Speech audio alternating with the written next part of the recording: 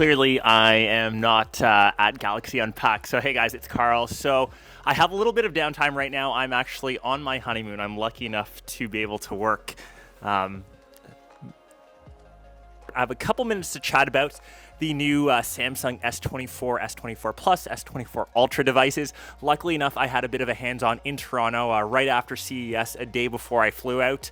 Let's talk about the colors first. So, 4 different colorways for the S24 Ultra. They're all now, I guess, codenamed with titanium, since that is the new build of the 24 Ultra. It has the titanium railings, just like the iPhone 15 Pro, 15 Pro Max. Very similar in terms of build materials, whereas the S24 Plus, S24, those are still the traditional aluminum and glass backings. So for the colorways, they're codenamed Titanium Black, Titanium Yellow, Titanium Gray, and Titanium Violet, which also was the only unique colorway to have a bit of a two-tone design. So typically the titanium on the sides kind of match the colorway, but for the violet, it was silver, and with the camera cutout rings, those were also silver. So out of all of them, that was kind of my favorite, as it had that really like classic two-tone look, which I did love.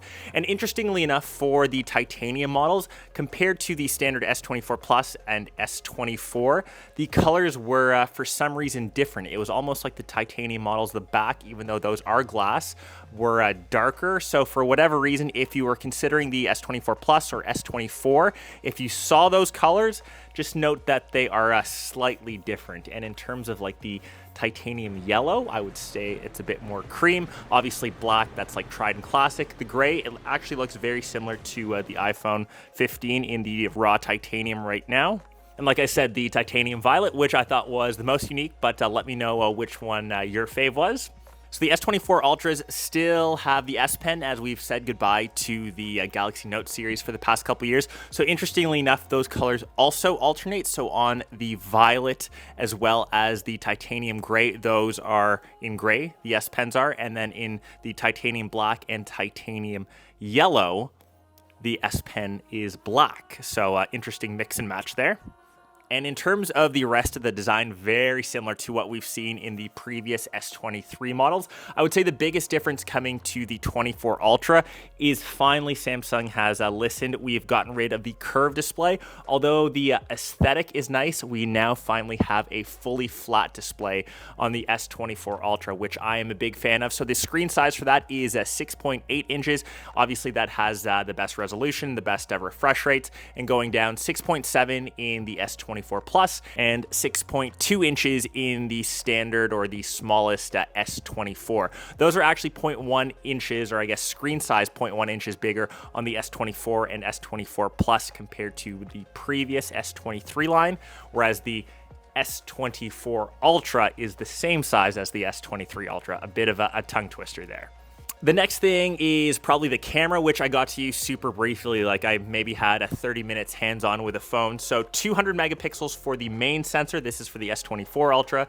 12 megapixel ultra wide, a 10 megapixel telephoto. That's 3 times.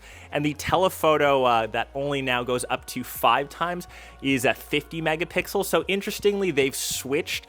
Obviously, the S23 Ultra had the 10 times optical. For whatever reason, Samsung is now really targeting the 5 times optical. Once again, very similar to what we have on the iPhone. So a lot of people have said that it's a bit of a downgrade, but I think 5 times is obviously a bit more usable. The amount of times I've used a 10 times zoom is fairly minimal, but let me know your thoughts. There are a ton of AI features built in. Once again, super quickly, I went through these at the demo. They had like live translation from, on call.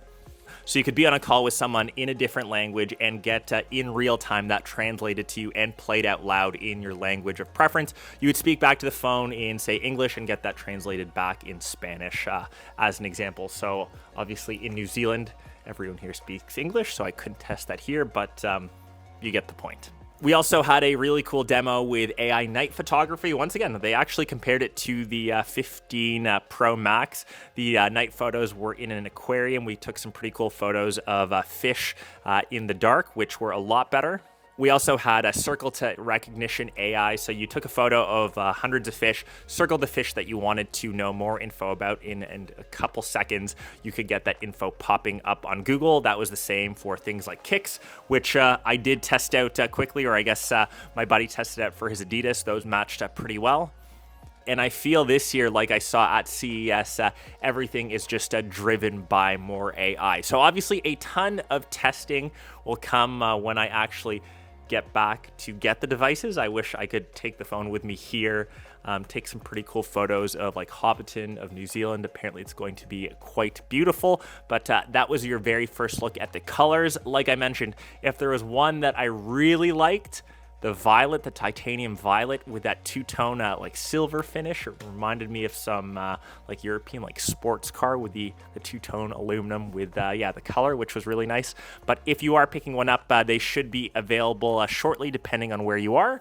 Hope you guys enjoyed. I will end this video as we are heading to Queenstown and then hopefully back here for Hobbiton. Kat, anything to say? I'm gonna toss you the mic. Ready? Catch this. Catch it. It's raining here. Lame. It is raining here. Catch you guys later. Peace.